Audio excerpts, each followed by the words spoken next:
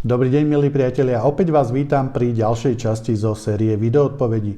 Moje meno je Milan Laváč a dnes som vybral otázky týkajúce sa vlastná studňa ako zdroj pitnej vody pre nový rodinný dom, spoločné bývanie pre dve rodiny a možnosti riešenia, zahraničný príjem v programe Nulová hotovosť a tiež stavba na rodičovskom pozemku za rodičovským domom a čo to všetko obnáša.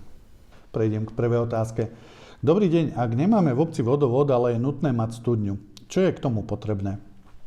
Dobrý deň, ak plánujete na vlastnom pozemku vybudovať studňu, kde voda bude čerpaná iným spôsobom ako ručne a bude samozrejme slúžiť ako jediný zdroj pitnej vody pre plánovaný rodinný dom, tak takáto studňa ako vodná stavba podlieha povinnosti schválenia obce.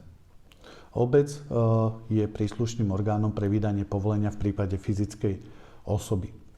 Vo väčšine prípadov, ktoré som riešil, bolo postačujúce zabezpečiť projekt studne ako vodnej stavby pre vydanie rozhodnutia obce.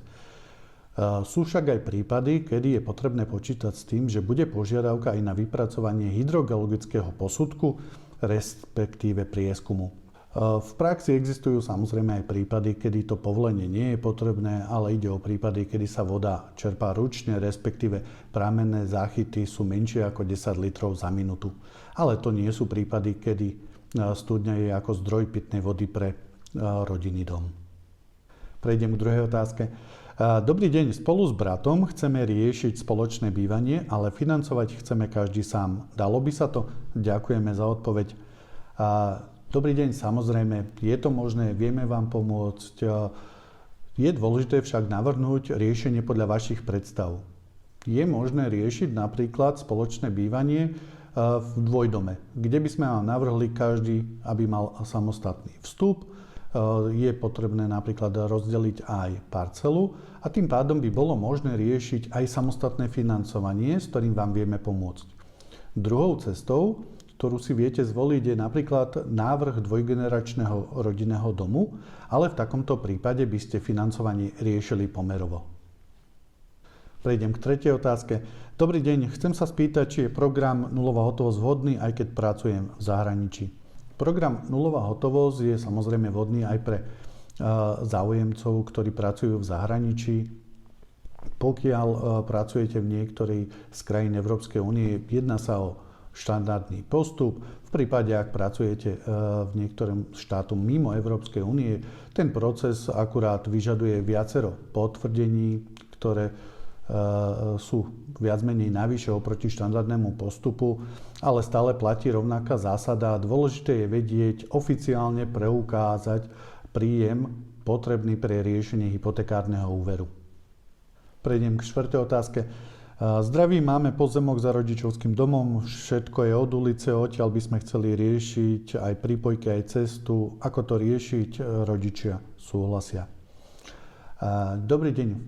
Je to naozaj častá situácia.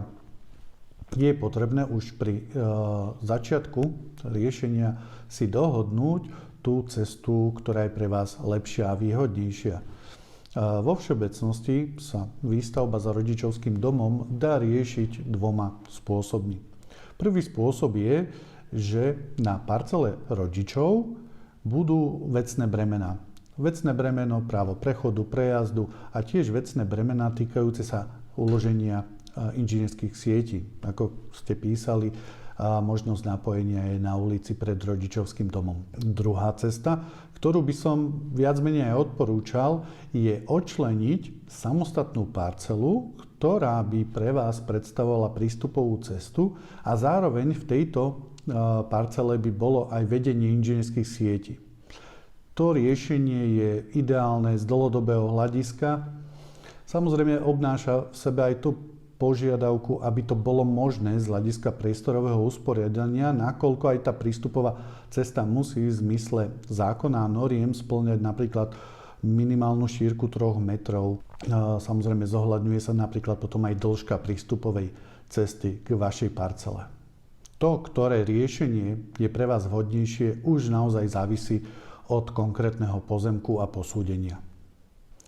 Ďakujem vám za pozornosť pri dnešnom videu, rád som vám zodpovedal vaše otázky a budem sa tešiť opäť na videnie pri ďalšej časti.